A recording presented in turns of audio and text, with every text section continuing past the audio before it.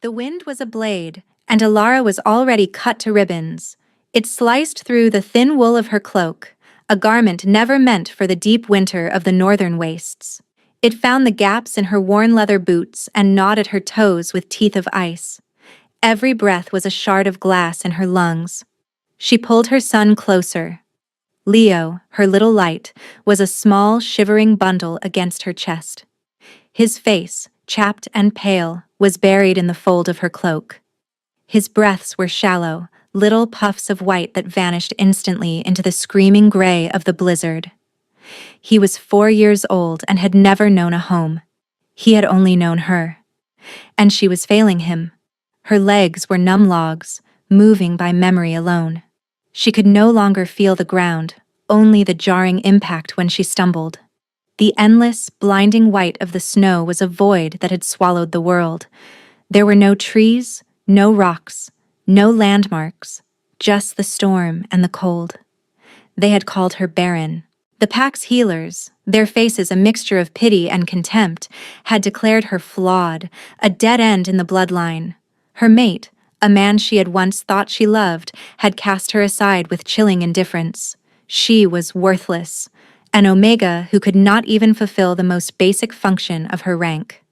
Then, a year after she had been exiled to the outermost edges of the territory, a miracle had happened. A secret, precious miracle she had guarded with her life. Leo. Her son was proof that they were wrong, but his existence was a crime. A child born to a cast-off, with no declared father, was a threat to the pack's rigid order. So she had run. North. Into the one place no one would follow. She had thought she was strong enough. She had thought her love for Leo would be a fire fierce enough to keep the cold at bay. She was wrong. Her knees buckled. This time, she did not have the strength to force herself back up. The snow rushed up to meet her, a cold, soft bed promising an end to all pain. She curled her body instinctively around Leo, a final, futile act of maternal defiance. "Mama?" His voice was a tiny thread of sound, nearly lost in the wind's howl. "I'm here, my love," she whispered, her own voice cracked and raw. She tried to inject a warmth she no longer possessed. Just resting for a moment. A lie. This was not rest. This was the end. She could feel the insidious warmth of surrender creeping into her limbs. The exhaustion was a heavy blanket, more comforting than her threadbare cloak.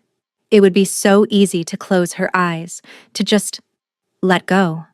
But then Leo shivered, a violent, racking tremor that shook her to the core. No, not yet. With a groan that was half sob, she pushed herself onto her elbows. The world spun, a vortex of white. And in that vortex something moved. A shadow, dark and immense against the snow. Fear, sharp and primal, cut through the fog of her exhaustion. A wolf. A dire wolf, by its size. The beasts that roamed these wastes were not like the shifters of her old pack. They were ancient wild things, driven by hunger. It was padding toward them, silent as a ghost. It was massive, larger than any 2 shifters she had ever seen. Its fur was the color of a winter night, a deep, starless black that seemed to drink the light. Its head was low, and she could see the glint of yellow eyes. This was it. A quick death then. Better than freezing. She hugged Leo tighter, turning her back to the approaching predator. Let it take her first. Let her son's last moments not be filled with the sight of his own end. She closed her eyes, waiting for the snap of jaws, the searing pain. A strange sound reached her, a low, rumbling whine. It was not the snarl of a hungry predator. It was something else. Something that sounded almost pained. Curiosity, a foolish, forgotten instinct made her turn her head. The great beast was only a few feet away now. It had stopped.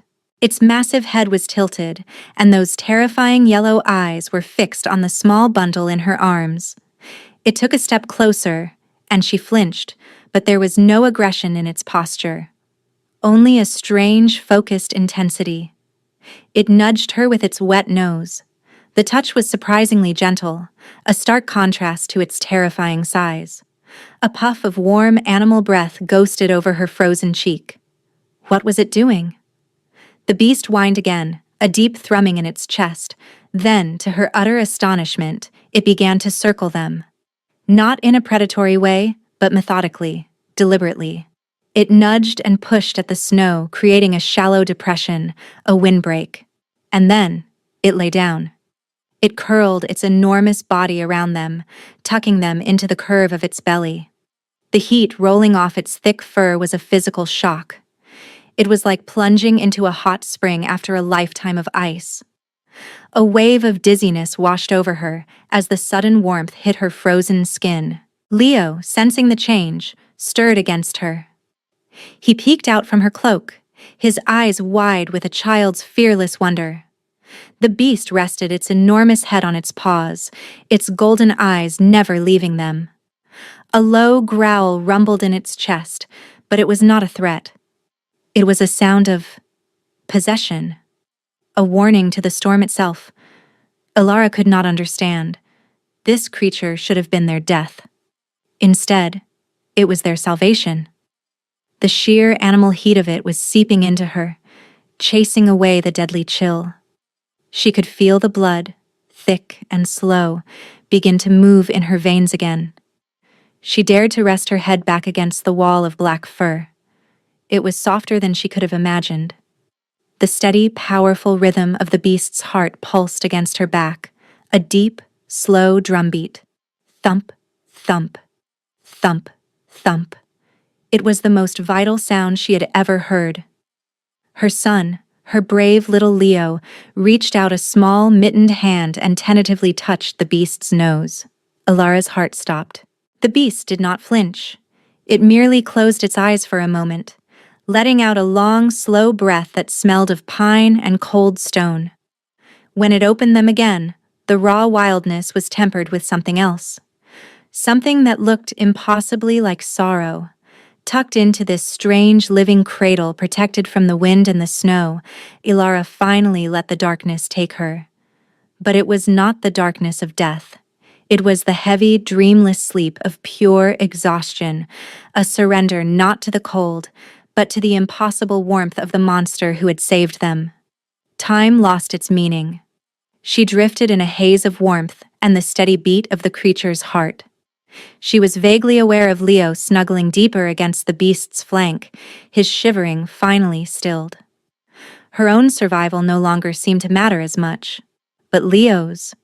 Leo was everything, and this creature, this impossible beast, had given him back to her.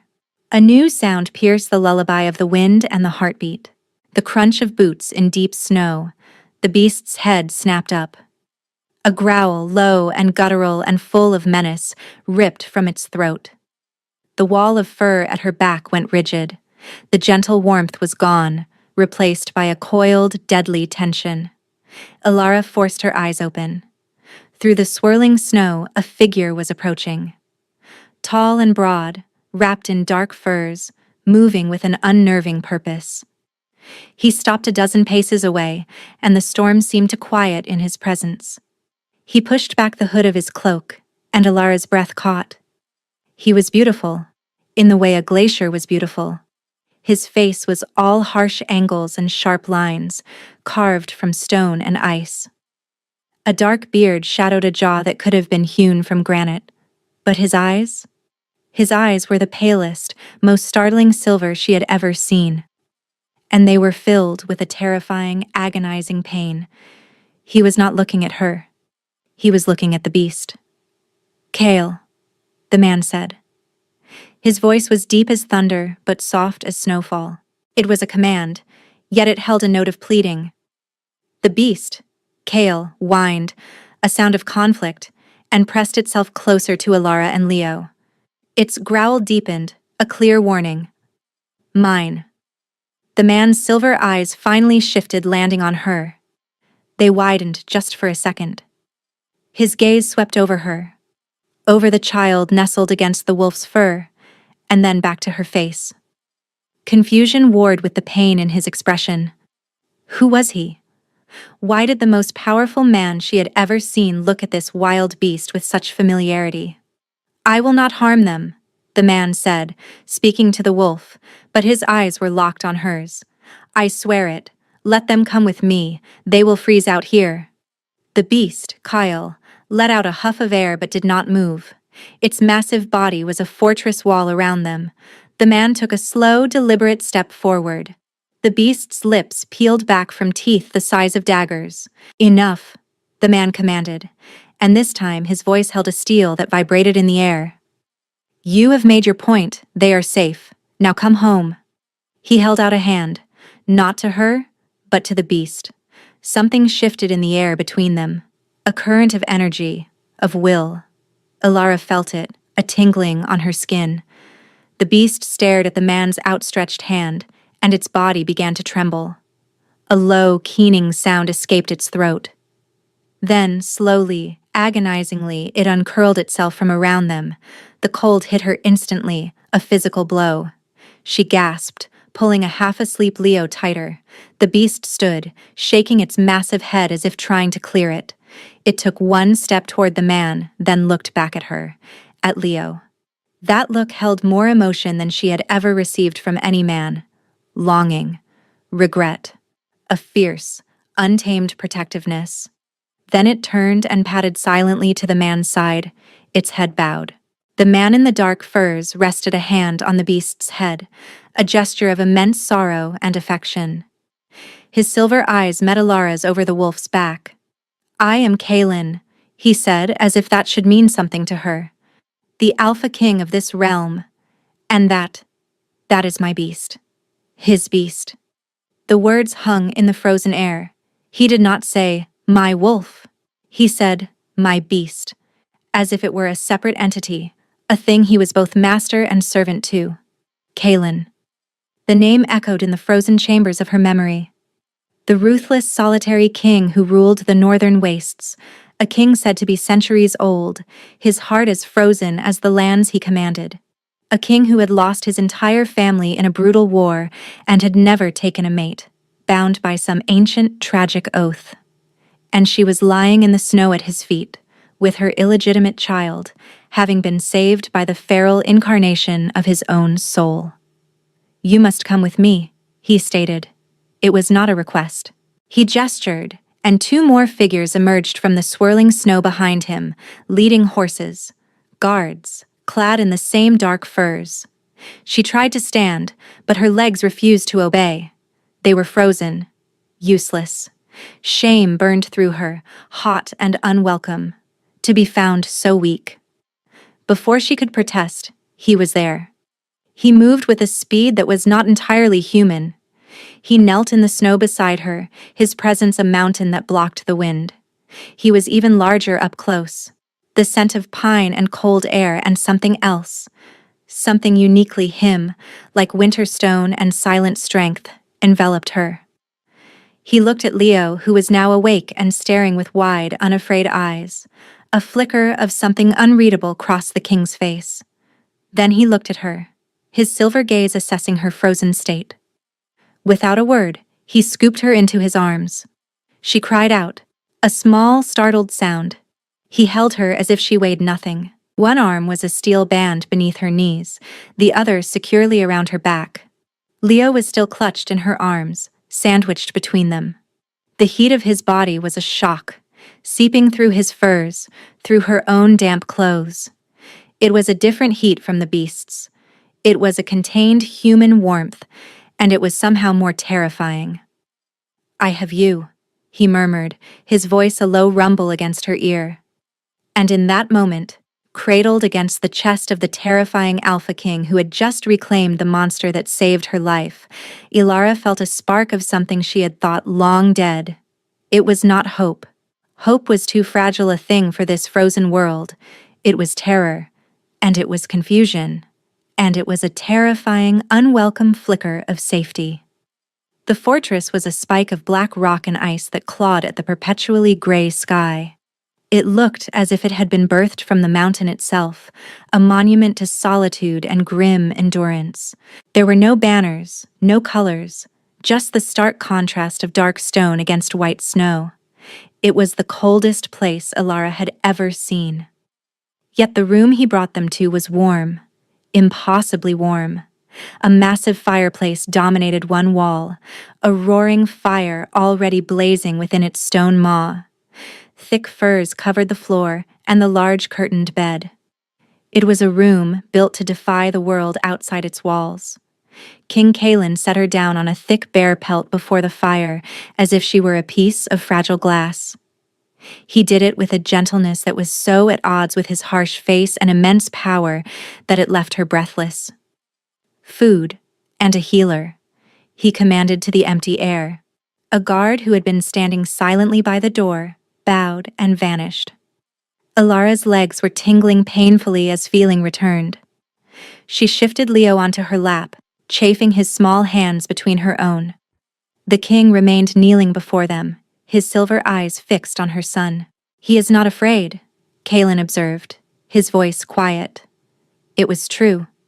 Leo was looking at the formidable king with open curiosity.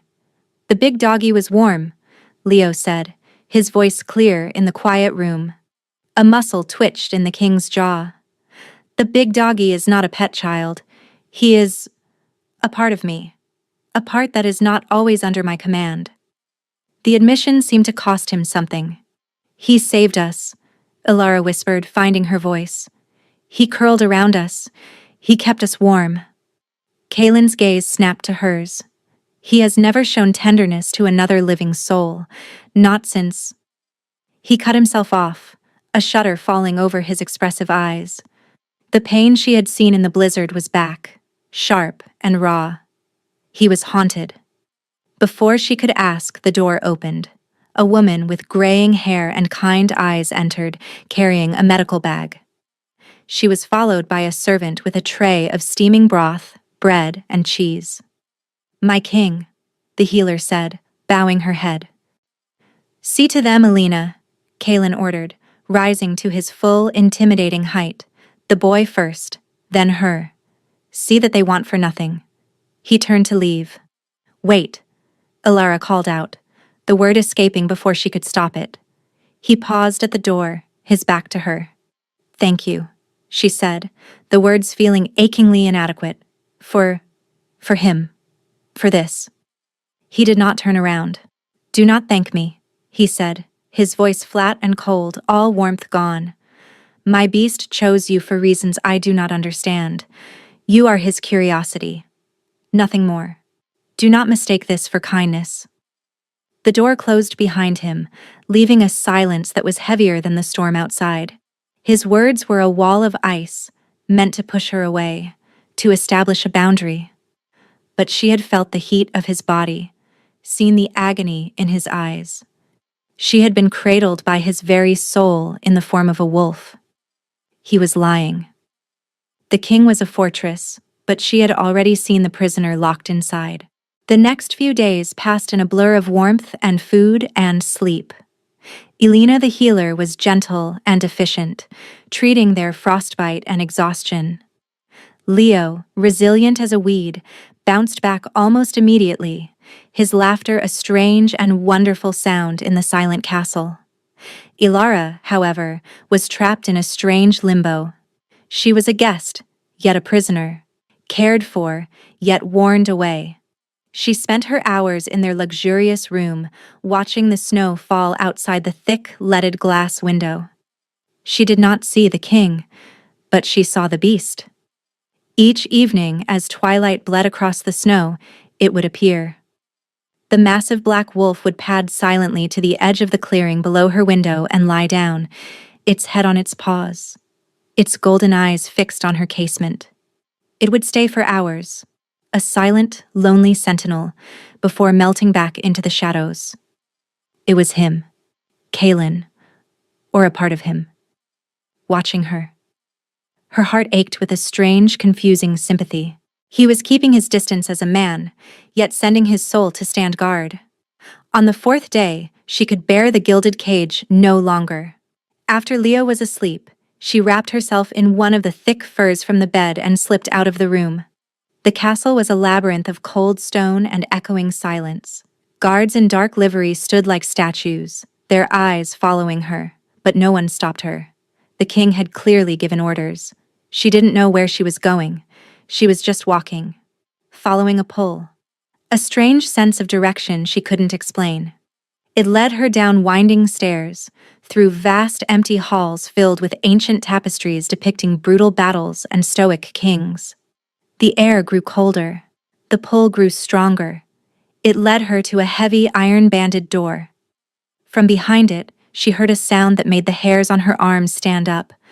A low, miserable whine. The same sound the beast had made in the snow. Hesitantly, she pushed the door. It swung open on silent hinges. It was a courtyard, open to the sky. Snow was falling gently, dusting the stone flags. And in the center, chained by a single, massive silver chain, was the beast. He was lying on the cold stones, his fur matted with snow. The chain was linked to a collar, also of silver, around his thick neck. He looked diminished. The wild vitality she had seen in the forest was gone, replaced by a profound misery. His golden eyes were dull with despair. Her heart broke. She took a step into the courtyard.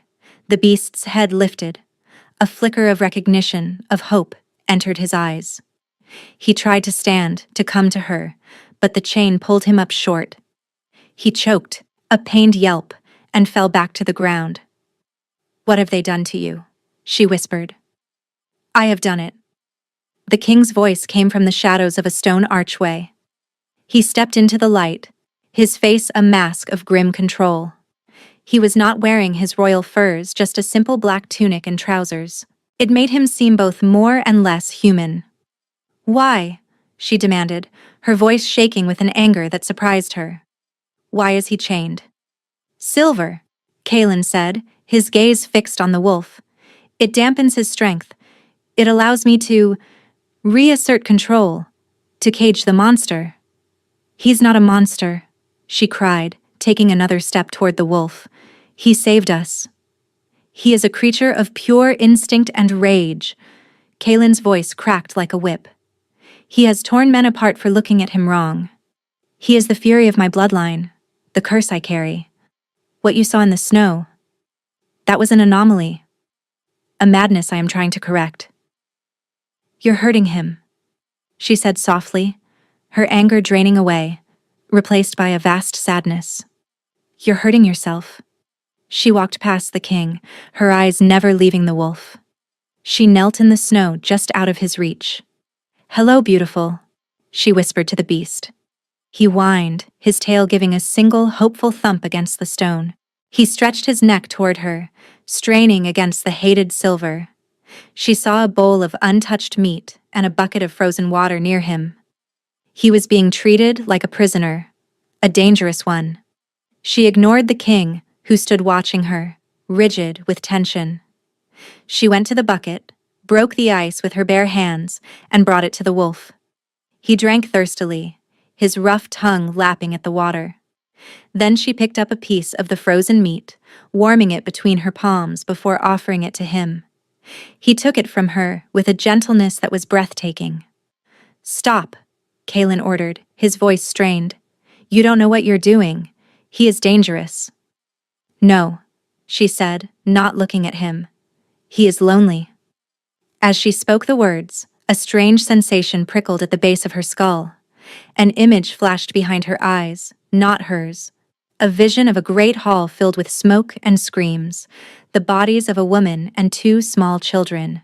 A younger Kaelin, on his knees, howling a sound of pure, undiluted agony as his wolf, his beast, erupted from him for the first time, a creature born of grief and rage. The vision vanished as quickly as it came, leaving her dizzy and trembling. Her power, the strange knowing that had sometimes afflicted her, the echoes of things that had been or could be. It had been dormant for so long. She looked at Kaelin, truly looked at him, and saw not a cold king, but a man frozen in the moment of his greatest loss, forever trying to chain the grief he could not control. His oath. He was oath-bound not to take a mate. It wasn't a promise to a dying father. It was a promise to himself. A vow never to risk that pain again. Never to let anyone close enough to hurt. "You are wrong," she said, her voice filled with a certainty that shook him. "He is not your curse. He is your heart. And you have put it in a cage." She reached out, her fingers trembling, and laid her hand on the beast's great head. He leaned into her touch, a deep sigh shuddering through his massive frame. He closed his eyes, and for a moment, he was not a monster, but just a weary creature craving a gentle hand. Kalen made a choked sound. He looked at her, at the woman his own soul had chosen to save, touching the part of him he most feared and hated. And in his silver eyes the glacier finally began to crack. He did not unchain the beast that night. But the next day, a small enclosed garden off her room, previously locked, was opened. It was a winter garden, filled with hardy pines and frost-kissed stone, but it was a taste of freedom. The day after, the king appeared at her door as she and Leo were finishing their breakfast.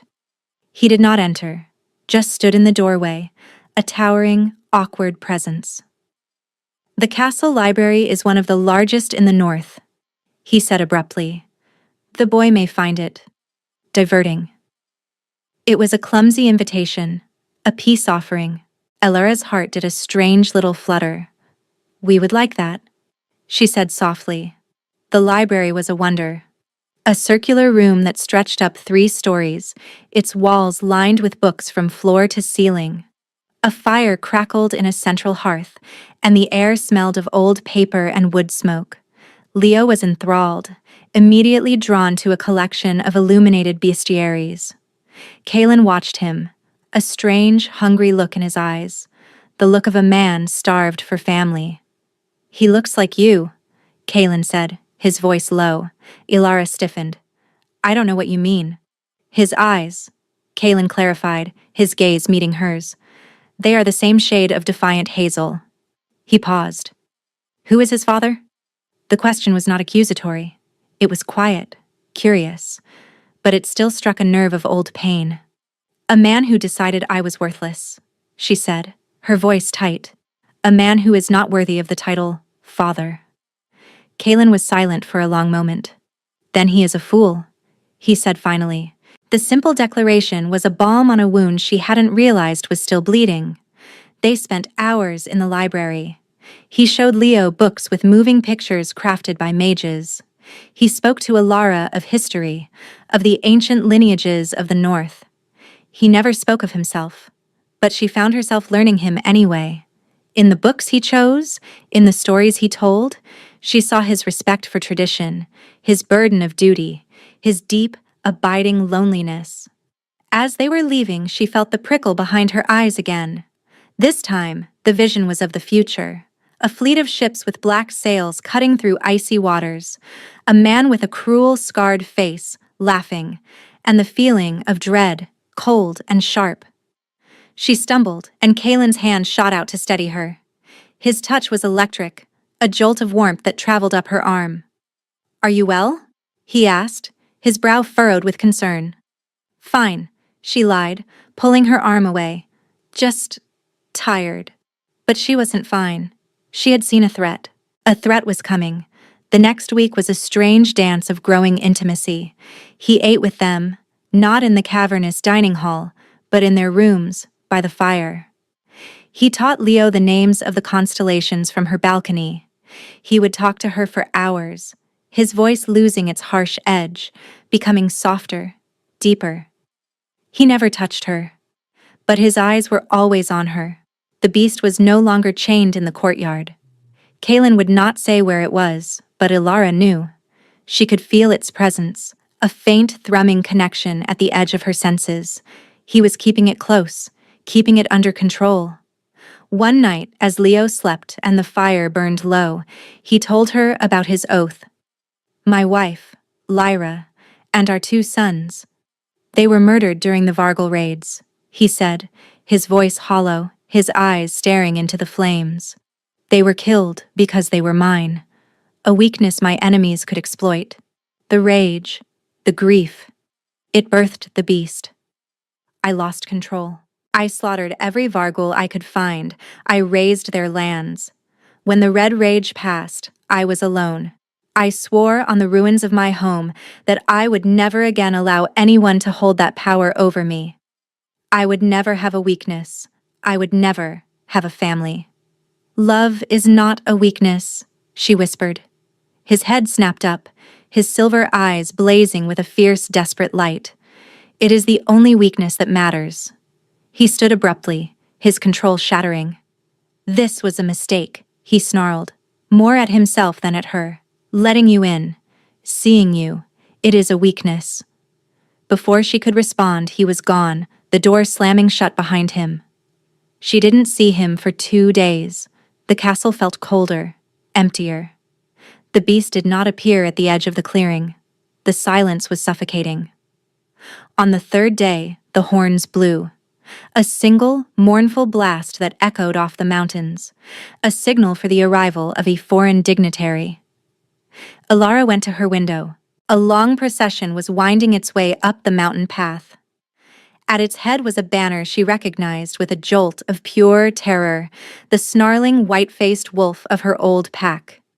And riding at the front, a large, brutally handsome man with a scarred face, Lord Vorlag. The alpha who had succeeded her mate, the man who had personally overseen her exile, the man from her vision. He was here. The threat was here.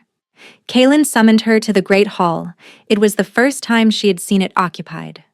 Lords and ladies of the northern court stood in tense silence, their eyes flicking between their king and the newcomers. Kaelin sat on his throne of black stone and weirwood, his face an unreadable mask of ice. But she could see the tension in his shoulders, the white-knuckle grip he had on the armrests. Lord Vorlag stood in the center of the hall, his posture arrogant. His gaze swept the court and landed on her, where she stood near the back with Leo clutching her hand. A cruel, triumphant smile twisted his lips. "King Kaelin," Vorlag began, his voice oily and loud, "I have come a long way. I am here for a fugitive from my lands, a Baron Omega who broke our most sacred laws." Every eye in the hall turned to her. She felt 100 pairs of eyes on her, judging, condemning. The old shame, the feeling of worthlessness, washed over her. "She has no standing here," Kaelin said, his voice dangerously calm. "She is under my protection." Vorlag laughed, a harsh, ugly sound. "Protection? You are harboring a criminal, Kaelin, and not just her." His gaze dropped to Leo. "She bore a child in secret, a nameless bastard, an abomination. Our law is clear. Such a child must be purged, and the mother with it." A murderous rage, cold and absolute, washed through Alara. She instinctively pushed Leo behind her, her body a shield. "You will not touch him," she snarled, her voice ringing with a power she didn't know she possessed. Vorlag's eyes widened in mock surprise. "The little Omega has claws. Did you know she was promised to me, Kaelin? After her mate cast her aside, I would have taken her, tamed her. But she ran." His eyes roamed over her body in a way that made her skin crawl. "Now I find her in your bed, it seems. Has the great solitary king finally found a whore to warm his sheets?" The air in the hall turned to ice. Kaelin rose from his throne. He didn't rush. He moved with a slow, deliberate menace that was more terrifying than any outburst. The temperature in the hall dropped 10 degrees. "I was addressing my future queen." Kaelin's voice was a low growl that promised death. Every lord and lady in the room gasped. Alara's own heart stopped. He descended the dais and walked until he stood directly in front of Vorlag. He was a full head taller, a mountain of contained fury. "This woman and this child are mine," Kaelin declared, his voice resonating with the power of the land itself. "They are of my blood now. An insult to them is an insult to me. A threat to them is a declaration of war against the North."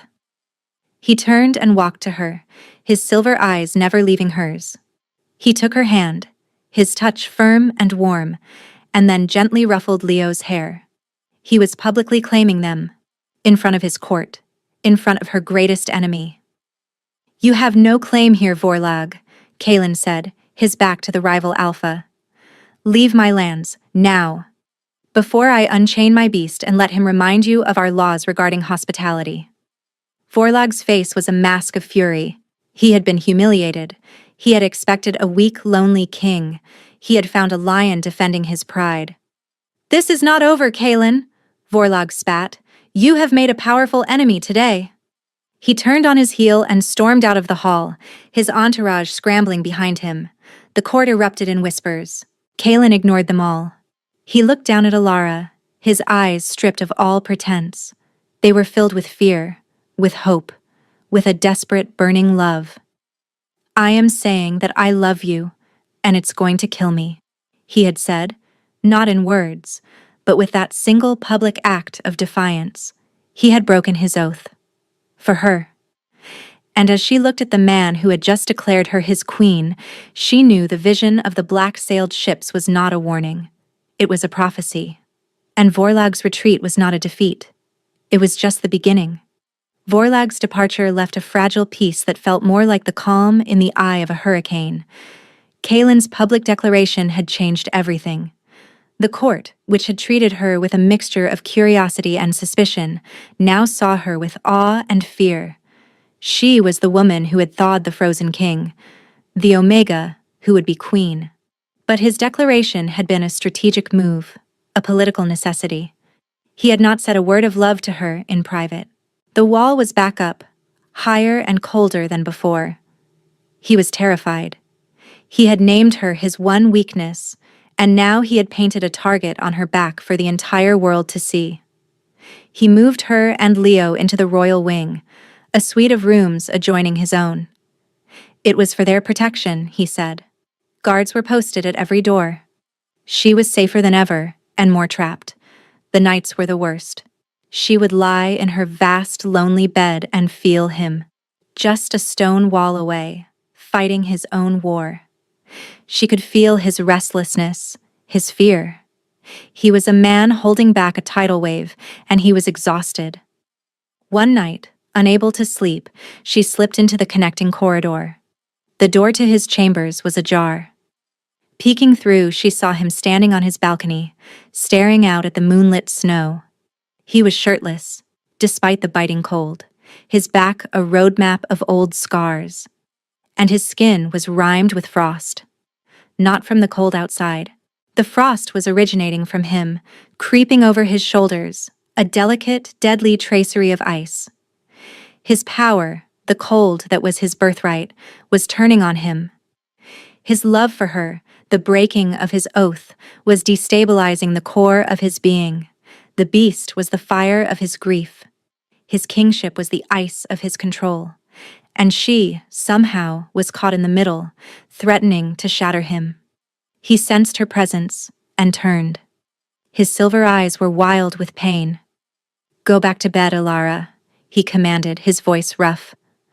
"You're freezing," she whispered, horrified.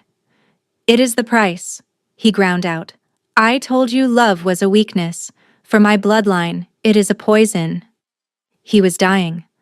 Loving her was literally killing him. The knowledge was a spear through her heart. She was his curse, not his salvation. The next day, a message arrived. A single black-feathered arrow shot into the courtyard. The note attached was simple. The son for the mother. My lands. Midnight. It was not signed. It didn't need to be. Alara found the note before the guards did. Vorlag hadn't abducted her. He had taken someone else. The note said, "The son for the mother." She thought of Leo, and her blood ran cold. But Leo was safe, playing in the library. Then she understood. Kaelin's mother. The Dowager Queen, Elspeth. A woman who lived in a secluded tower whom Alara had never met. The woman who had lost her own children and husband, and then watched her only surviving son swear himself to loneliness. Vorlag had taken the king's mother. This was it. The villain winning. He had found a new weakness, a new lever to break Kaelin. She ran to find Kaelin, the note clutched in her hand. She found him in the armory, staring at a wall of ancestral weapons. He was fully dressed, but the frost was still there, clinging to the edges of his collar, dusting his dark hair. She showed him the note. The mask of ice on his face shattered, replaced by a look of pure primal fury. "He will pay for this!" he roared, and the very stones of the castle seemed to tremble. His eyes began to glow, not with silver light, but with the feral gold of the beast. "Kaelin, no!" she cried, grabbing his arm. "This is what he wants. He wants you to lose control, to come crashing in as the beast. He'll have a trap laid for you. He has my mother. And he wants your queen," she countered, her voice ringing with desperate certainty. "He knows you will go for her. He's counting on it. This is a trap, but not just for you. It's for me." He stared at her, his mind torn between the cold logic of a king and the hot rage of a son. "What do we do?" he asked, the question a surrender.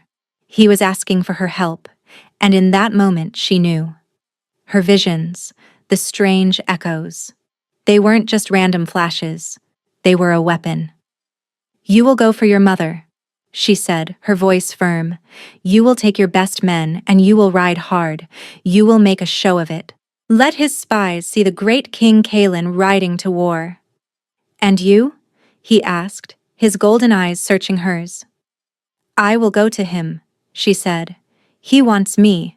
He wants the woman who broke the frozen king. I will give him what he wants." "No," he said, the word absolute.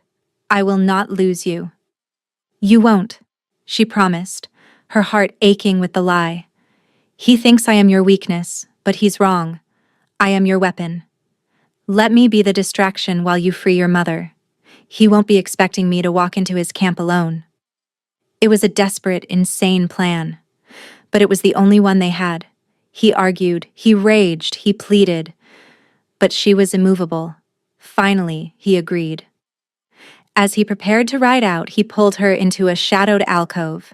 He framed her face with his hands, his thumbs tracing her cheekbones. The frost was gone, replaced by a feverish heat. "If you are not here when I return," he began, his voice thick with emotion. "I will be," she lied.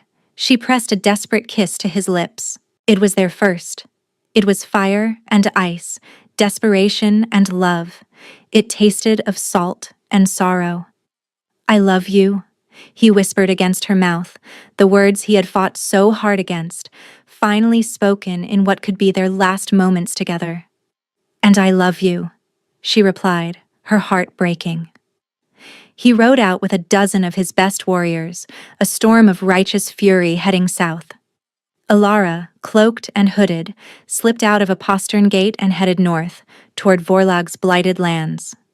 She had Leo brought to the Dowager's now empty tower, guarded by Alina and sworn to secrecy. She walked into the enemy camp as if she owned it. Vorlag's men, stunned by her audacity, simply stared. She walked right up to his command tent and threw back the flap. He was there, standing over a map. He looked up, and a slow, triumphant smile spread across his face. "I knew you would come," he said. "Where is she?" Alara demanded. "The old queen? Safe. For now," he sneered. "A bit of insurance. But you are the prize." He stepped toward her, his eyes gleaming with lust and ambition. "He thinks you're a queen. I'll show him what you are, a broken Omega. My toy." "I am not his weakness," she said, her voice steady, though her heart hammered against her ribs. "I am his wrath." "Is that so?" He chuckled, reaching for her. As his fingers were about to touch her arm, a vision hit her, stronger than any before. It was not of the past or future, but of the now. She saw Kaelin's party, ambushed, not by Vorlag's men but by something else. Creatures of shadow and ice, summoned by dark magic. Kaelin was fighting, but he was overwhelmed. He was falling. The cold in his body was exploding outwards. He was freezing solid. "No!" she screamed, the vision so real she felt the cold in her own bones. Vorlag recoiled, startled by her outburst. "What is wrong with you, girl?" She looked at him, at his smug, cruel face, and she understood. He hadn't taken the Dowager Queen. The note was a lie. The ambush was the real plan. He had sent Kaelin to his death, and she had sent him there. The despair was absolute, a black wave that threatened to drown her. Kaelin was dying. Because of her. Her love was his poison, and her plan had been his doom. "What have you done?" she whispered, the horror of it all crashing down on her. Vorlog laughed. "I have won. By now the ice spirits of the deep waste have claimed your king. His own power, turned against him by a binding I purchased from a witch. He is a statue of ice by now. And you, my dear, you are mine." Something inside her snapped. It was not rage. It was beyond rage. It was the calm, cold certainty of a star about to go nova. He was dying, and she refused to let go. "You are wrong," she said, her voice dropping to a whisper that was more terrifying than any scream. "His seal broke the moment I chose to die for him." She closed her eyes and reached for the connection she felt to him, the thin, thrumming cord that tied her soul to his. It was faint, flickering, and icy cold. He was almost gone. She poured all of her love, all of her life, all of her desperate will down that cord. "Live," she screamed in her mind. "Live, Kaelin! For me, for Leo, live!" Vorlag, seeing the change in her, the strange light beginning to gather around her, lunged for her. He was going to silence her before she could complete whatever she was doing. He never reached her. A wave of force erupted from her body.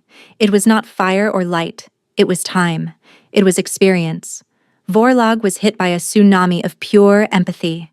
He saw in an instant the world through her eyes, the shame of being called barren, the terror of her exile, the fierce, desperate love for her child in the snow. He felt the cold of the blizzard, the impossible warmth of the beast.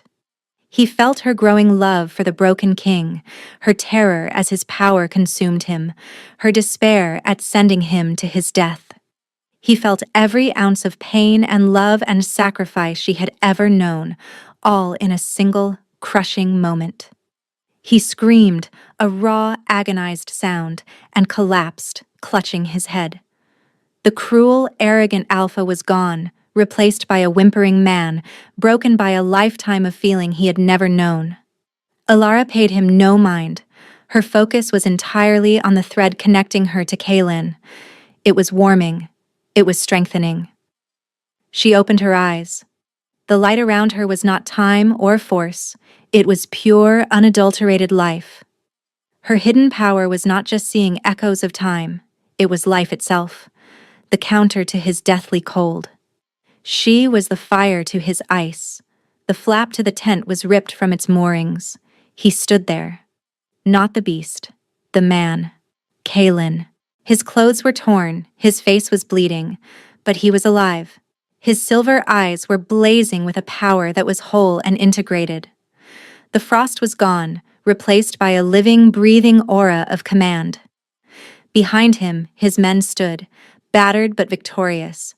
He had felt her power, her life force, pouring into him. It had shattered the witch's binding and burned away the last of his curse. It had not just saved him, it had made him whole. His eyes met hers across the tent, over the broken form of their enemy. He saw her, bathed in a soft golden light, her own power fully realized. She was no one's weakness. She was a queen in her own right. "Elara," he breathed. And the name was a prayer. He crossed the tent in 2 long strides. He didn't check on Vorlag. He didn't look at anything else. He came to her, dropping to his knees. He took her hands in his, bringing them to his lips. "You saved me," he said, his voice thick with awe and gratitude. "You were never broken," she whispered, her fingers tracing the line of his jaw. "Just waiting." He pulled her into his arms, holding her so tightly she could barely breathe. It wasn't the desperate grasp of a drowning man. It was the embrace of a man who had finally found his shore. He buried his face in her hair, and she felt the shudder that went through his entire body. The war was not over, but the battle for his soul was. And they had won. He pulled back, his eyes searching hers. The love in them was so powerful, it was a physical force. "My queen," he said, and this time it was not a political declaration, it was a statement of absolute truth. He sealed his vow with a kiss. It was not the desperate, frantic kiss of their parting. It was deep and sure and full of promises. The promise of long nights by the fire, the promise of laughter in the silent halls, the promise of a family. Outside, the snow had stopped falling. For the first time in a century, the sun was breaking through the clouds over the northern wastes, bathing the world in a pale, hopeful light. Months later, the great hall was filled not with tension, but with warmth and celebration. The Midwinter Festival. Tapestries of green and gold now hung alongside the grim battle scenes. The lords and ladies of the court, once so stiff and suspicious, now laughed and mingled freely. Alara stood on the dais beside Kaelin's throne, not behind it. She wore a gown the color of deep forest green, a gift from him. Leo, dressed in a miniature version of the king's own furs, sat on the steps of the throne, playing with a carved wooden wolf. He was no longer a secret, but the acknowledged prince of the north. Kaelin reached for her hand, his fingers lacing through hers. His touch was a familiar, comforting warmth. The battle with Vorlag's forces had been short and decisive after his defeat. Stripped of his power and his ambition, he was exiled to a remote monastery, a broken man left to contemplate the pain he had caused. Kaelin's mother, the Dowager Queen Elspeth, had never been captured. The entire plot was a feint. She now doted on her unexpected grandson with the fierce love of a woman who had thought she had lost everything. The castle was no longer silent. It was filled with the sounds of a child's laughter, with the murmur of a court rediscovering hope, with the quiet conversations of a king and queen who were still learning each other. Kaelin's beast was no longer a separate, tormented entity. It was a part of him now, integrated and whole. Sometimes, on quiet nights, he would transform, and the great black wolf would lie by the fire, its head in Alara's lap, while Leo slept curled against its flank. The beast was no longer his curse, it was his family's guardian. "Are you happy?" Kaelin murmured, his voice for her alone amidst the din of the celebration. She looked at him. His face had lost its harsh, frozen edges. The lines of pain had been smoothed away, replaced by the quiet confidence of a man who was loved. His silver eyes, once so full of sorrow, now held the steady, shining light of a winter star. "Yes," she said, her voice full of emotion. She thought of the cold, the hunger, the despair. The woman she had been seemed a lifetime away. "I have a home." "We have a home," he corrected gently, squeezing her hand. A lord from a southern territory, emboldened by wine, raised his goblet. "To the Alpha King, and to his queen, the flame that thawed the north." The court cheered. Kaelin smiled, a true, easy smile that lit up his entire face. He leaned in and whispered in her ear, "My wrath, my life, my love." She smiled back, her heart so full it felt like it might burst. The world had called her worthless, barren, a broken thing to be cast aside, but the most powerful man alive had looked at her and seen his salvation. He hadn't rescued a damsel in distress. He had found his missing half, and together they had healed a broken kingdom and each other. Later that night, long after the feast had ended and the castle was quiet, she stood with him on the balcony where she had first seen him freezing. The air was crisp and cold, but it no longer felt threatening. The sky was clear, a velvet cloth strewn with diamond dust. "It's beautiful," she said, leaning back against his chest. He wrapped his arms around her, his chin resting on her head. "I never noticed," he confessed.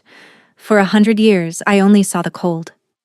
She turned in his arms, facing him. "And now?" "Now," he said, his silver eyes reflecting the starlight. "I see you." The future was not a terrifying vision, but a warm and welcoming country stretching out before them.